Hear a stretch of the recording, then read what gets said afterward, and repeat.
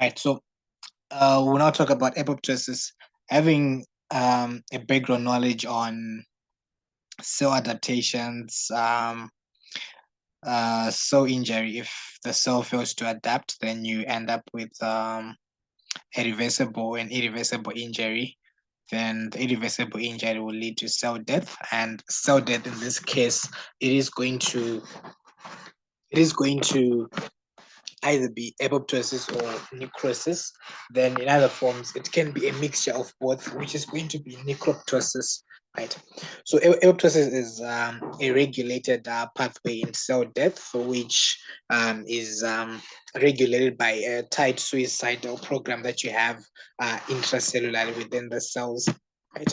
And this apoptosis can either be physiological or pathological, uh, as opposed to necrosis, which is almost always going to be pathological. And in terms of morphology of a cell, the plasma membrane remains intact when you're looking at apoptosis, right? So death in apoptosis, it's a normal phenomenon compared to death in necrosis, which is almost always followed by acute inflammation, right? So etiology wise, um, uh, if it's a physiological apoptosis, it serves to remove cells that are no longer needed. For example, I talked about the fingers, the digits, during embryology, the webs that will be in between the interdigital spaces or your interphalangeal spaces. Those spaces, you are going to have apoptosis to remove the tissue that will be within that. Or you can have cell loss in proliferating populations. For example, if you have immature lymphocytes, you want to remove them. You remember, let's say in the thymus, when you want to have central tolerance, you can have removal of cells that are going to attack self proteins or cells that are not going to be responsive, right? So you end up having cells being removed, right? So that alone will be explained by the death receptor pathway, when we talk about the fast ligands and so forth, right? Then you can also have the embryological is what I've already described, right? Then you can also have involution um, of hormone-dependent tissues when there is hormone withdrawal, right? For example, the endometrium within the ovarian and the, the cycles that are there when you're having reproductive cycles. When you have a decrease in hormones, that will lead to an atrophy. And the reason or the mechanism in which the atrophy will come about, remember, atrophy is a cell adaptation. The mechanism in which the atrophy will come about will be apoptosis again, right? Then when you then go to the pathological causes of your apoptosis, you have things like DNA damage.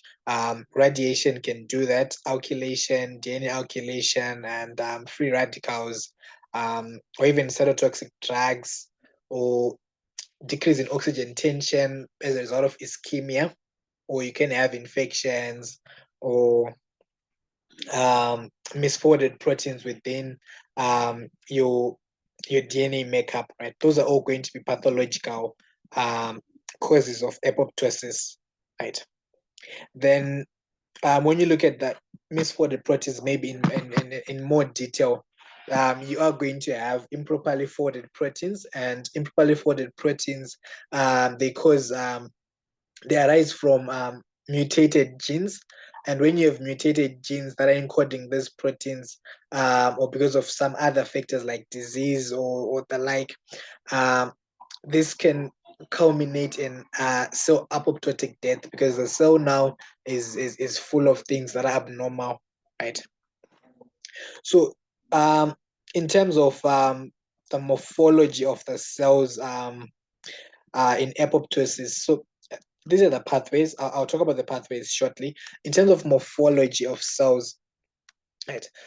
For you to have apoptosis, right, you need to be able to distinguish a cell that is undergoing apoptosis from a cell that is undergoing necrosis. But there is a morphologic hallmark for cells that are undergoing cell death. right? And it starts with the nucleus. So for the nucleus, you start with pycnosis, which is the shrinkage. Then you have karyorrhexis, which is this the like the karyorrhexis. Then you have the karyolysis now, which is the breakdown, if I'm not mistaken. So there's pycnosis, karyorrhexis, then karyolysis, right? So for you to understand the morphology for a cell that is undergoing apoptosis, right, you are going to have chromatin condensation, right? And that chromatin condensation is going to be there for the pycnosis. Then you are going to have cell shrinkage. The cell is going to shrink and it will become smaller in size. I remember I talked about atrophy, apoptosis explaining atrophy at some point. And the organelles will actually be a bit normal, but they will be tightly packed together, but they are normal.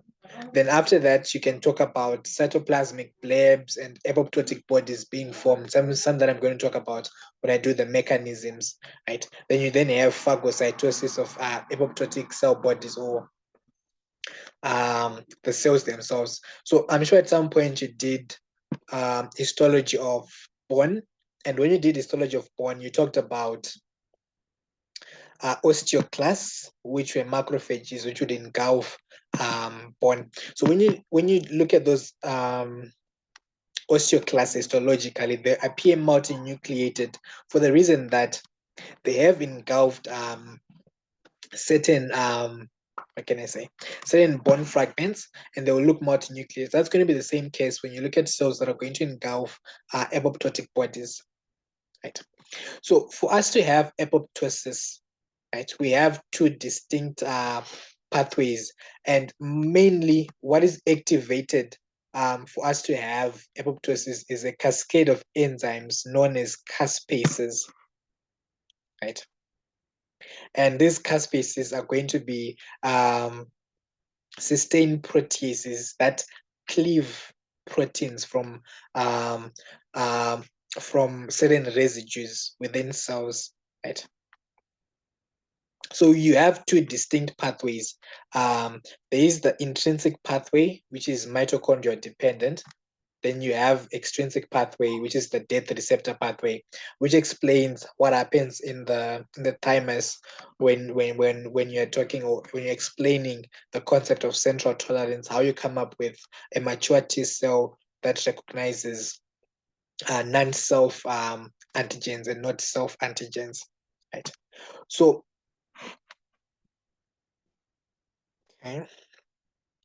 So your intrinsic pathway is what we call the mitochondrial pathway, and this is the major mechanism for apoptosis.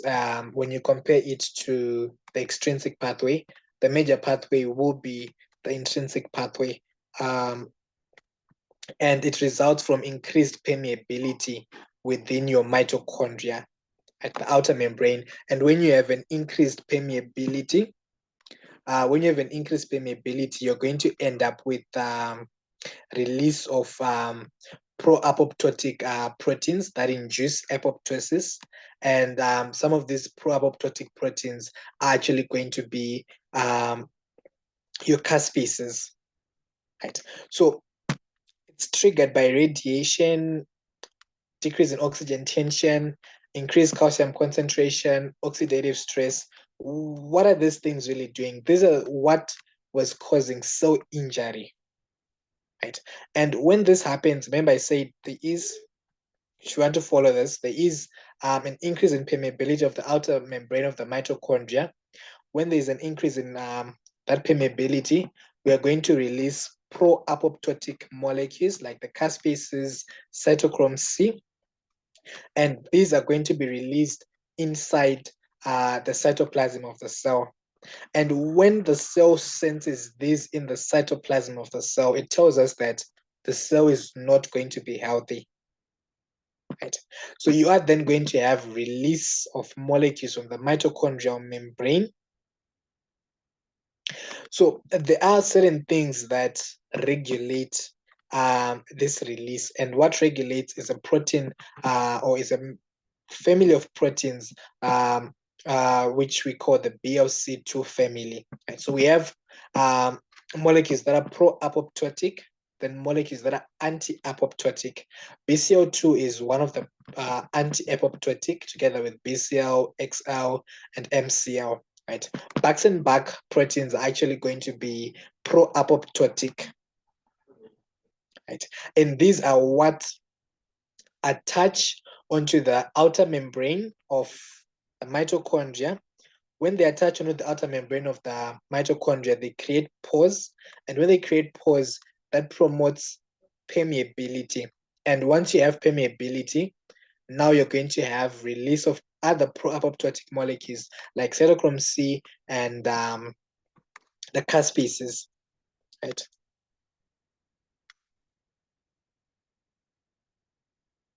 Then we have centers. I won't talk about that.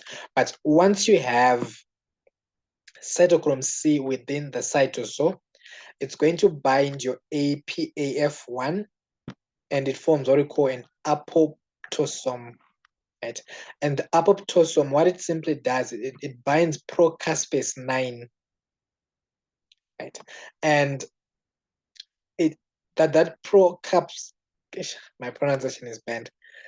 It binds that pro whatever 9, then it's cleaved by the APAF1, and that activates the cascade. Right. So once you have caspase 9, so remember the cytochrome C binds APAF1, form an apoptosis. The apoptosis will bind procaspase 9. The procaspase 9 is cleaved to caspase 9. Then once you have caspase 9, you now have positive feedback, in the sense that the caspase 9 will go and cleave other procaspase 9 molecules to have an auto amplification. Right? And once you have that cascade, that's going to lead to apoptosis. Right? Okay. Then the death receptor pathway, or the death receptor induced pathway, which is the extrinsic pathway of apoptosis. This is now where you have initiation of apoptosis from death receptors that are expressed on the plasma membrane of your cells. And so it's engaged by death receptor, initiated by engagement of death receptors, the TNF receptor family on the cell membrane. Then we have Fas receptors that binds to Fas ligand. This is exactly what happens in the thymus on cytotoxic lymphocytes, which causes 3 Fas receptors to cluster. And so I think you can see this. I don't think this is important, but just remember that this minor pathway involves it involves your what can I say? It involves your death receptor ligaments on the extrinsic surface. Then it then leads to activation of cytotoxic T cells. Then you end up with apoptosis, or destruction of the cells. Right.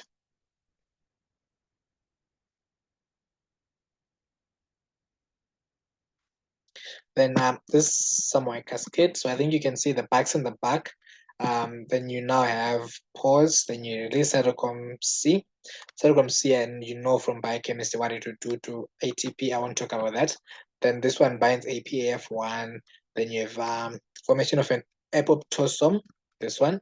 Then the apoptosis will then cleave procaspase 9 to give caspase 9. Then caspase 9 will cleave other caspases to increase, or to have an auto positive feedback, so that you get other caspases which lead to apoptosis. And these are the blebs that are present in apoptotic cells that are dying. And then the macrophages will come and engulf that. Right? But the cell membrane will remain intact. This is another example. This is now a death receptor pathway. So you have a Fas receptor, then the Fas ligand. Binding of this will invite a cytotoxic T cell, which will engulf this. Right.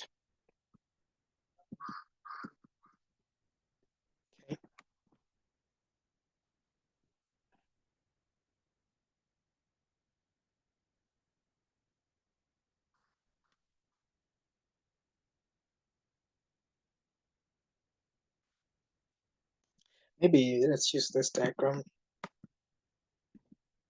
But it's still the receptor pathway. But either way, the two pathways converge. I think you can see this kind of caspases here. For the death receptor pathway, we are going to talk about caspase 8, but the cascade will converge, and that's how we get to terminate apoptosis. Right.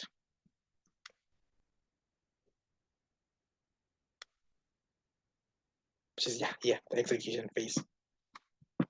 So both the pathways, they converge, and the initiating caspases cleave the executioner caspases, which is 3 and 6. Then you have execution of apoptosis, but don't really worry much about this. Then you have removal of dead cells. It's very efficient. Dead cells disappear in minutes. Phagocytosis. Dying cells secrete soluble factors to recruit phagocytes. Right. Then the morphology, which I described earlier on, this is the morphology. So you have cell shrinkage, chromatin condensation, then you have formation of cytoplasmic blebs and apoptotic bodies. Then you have phagocytosis of those apoptotic bodies and blebs. Right. And remember, I said the membrane remains intact until the final stages, as compared to what will be happening in necrosis. Right.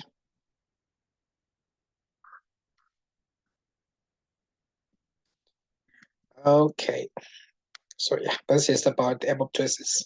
Not knowing if I've left anything. Right. Then maybe to talk more on the removal of these dead cells. Right. The formation of apoptotic bodies, you end up with bite-sized fragments from cells that can be removed easily by phagocytic cells. Right. Then, yeah, that's just about it for apoptosis. Not knowing if I've left anything, but then the necroptosis is, remember I said it's the combination of apoptosis and necrosis.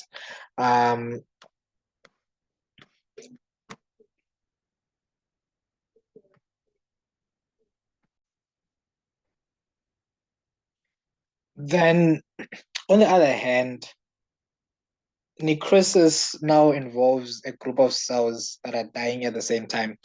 In comparison to apoptosis that we were saying, it's individual cell death that is programmed, right? And it was internally controlled.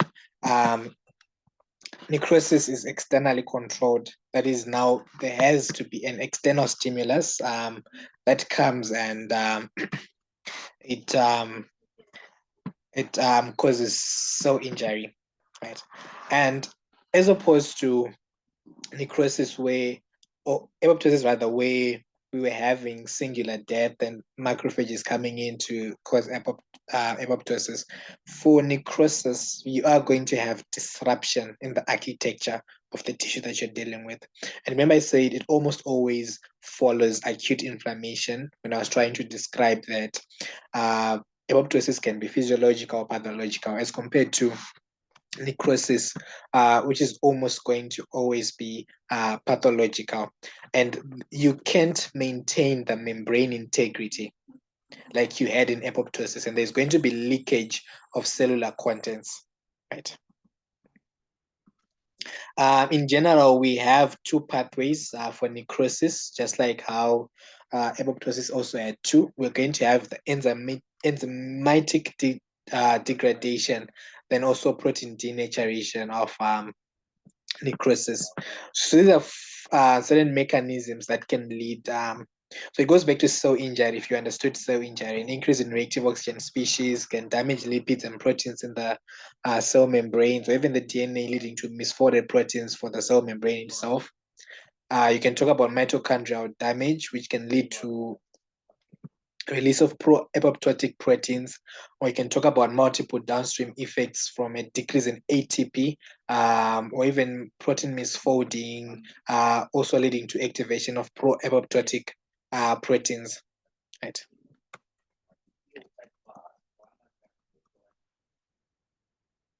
Right. Then necrotic cells, they're going to be digested by enzymes derived from lysozymes of the dying cell, right? And it takes time to develop as compared to apoptosis, which you said it's quite rapid, and the phagocytosis will happen there and there, right?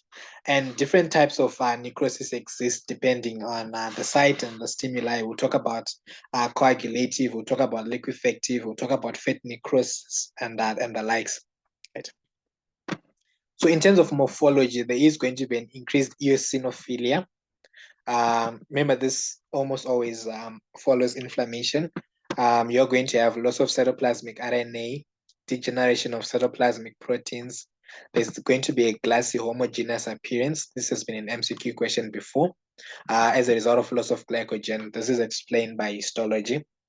Then under the microscope, there will be marked dilatation of the mitochondria, rough endoplasmic reticulum as well, though not listed here. Then you're going to have appearance of large amorphous densities, myelin figures, amorphous debris, and aggregates of fluffy material. All this is not important. Right? Then all this is not important. Then there is also going to be the pycnosis, which is going to come first. There's not the correct order, where the chromatin condenses, then the karyorrhexis, where the pycnotic nucleus is degraded and totally disappears. Karyolysis, loss of DNA due to nucleases. Right? So what's important? Remember I said there is enzymatic, then there is protein, right? The enzymatic, it can be autolysis, where enzymes are coming from that own cell, or it can be heterolysis. The protein degeneration, remember enzyme kinetics or protein kinetics from biochemistry. When you have things that destroy proteins, right, be it pH changes, temperature beyond the optimum, whatever, right? Or you can even talk about what was used to destroy protein. Forgetting the biochemistry, but those things, right? Then when you denature the proteins, what's going to come and bind them? You're going to have leukocytes, the eosinophils. That's why we had the eosinophilia. Then once you do that, you're going to have that glassy homogeneous appearance, right? So the types of necrosis, there is this liquefactive or liquidative. This affects this is what you see in abscesses, you see this in the brain, you see this in the pancreas, the parenchyma of the pancreas, though you can also see fat necrosis and the peripancreatic fatty tissue. Liquefactive is the enzymatic digestion of the dead cells and tissues, and this is where liquid viscous mass, right? And the gross architecture of the tissue is lost. When you go to coagulative, the gross architecture is maintained, right? Then there is pus. Remember I talked about an abscess. Oh yeah, it's here. So CNS, pancreas, and an abscess. So think about a lung abscess. It will be liquefactive necrosis. This is enzymatic, right? Okay, I didn't want to come here. Okay.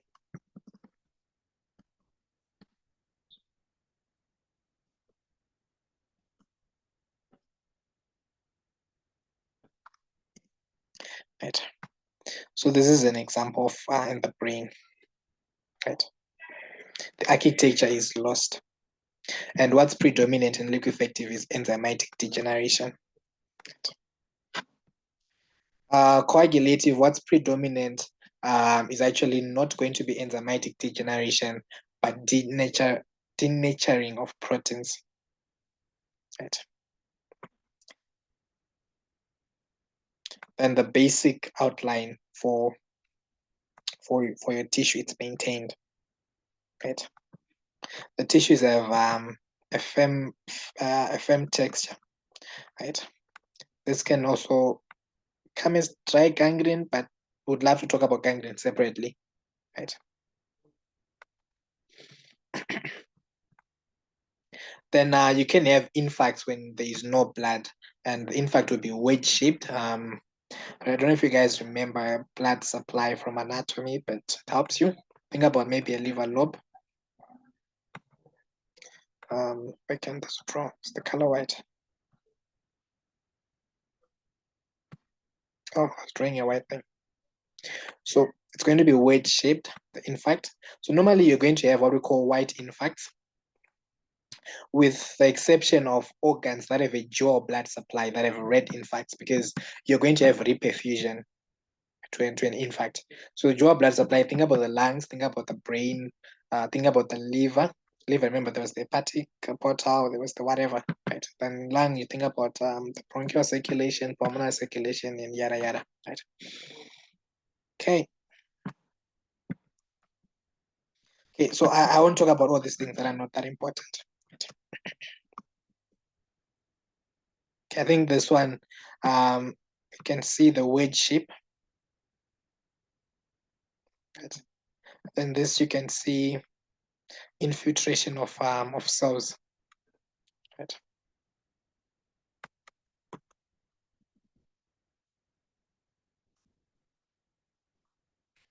Then you can see gangrenous necrosis, mostly in organs that are dangly.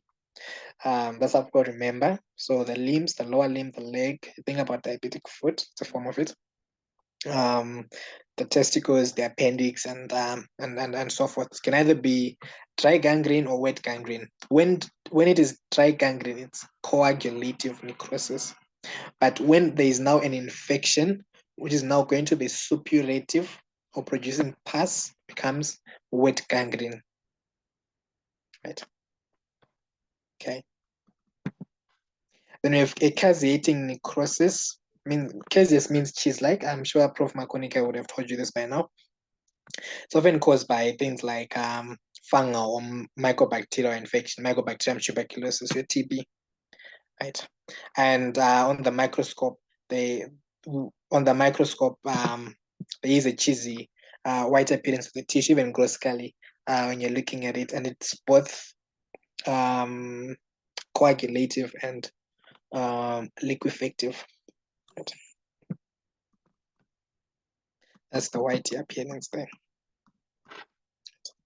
Fibrinoid necrosis, people don't usually talk about this, but it's important, especially when you do immunology and hematology. It's usually seen in immune reactions involving blood vessels, for example, hypertension, vasculitis. Right? Then there is one form of necrosis, also fat necrosis. That one. It describes focal areas of fat destruction. It can be seen in the breast, in the pancreas, and can be caused by trauma. You discuss pathological conditions in the breast. You talk about this again. And there are necrotic fat cells with basophilic calcium deposits surrounded by an inflammatory reaction when you do um, when you do um, that. We'll also do a video on calcification. We'll talk about things like saponification and the likes. I think you can see this is fatty tissue. Okay, then this is necroptosis, the one that I was saying. It's now a hybrid of both necrosis and apoptosis. For you guys, I think it's just wise to know that there is a combination of the two. Right? I'll just scroll through it because it's not that important.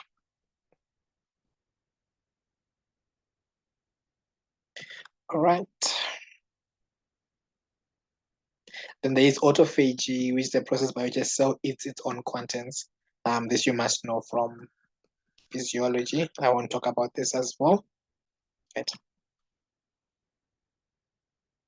Right. So that's that.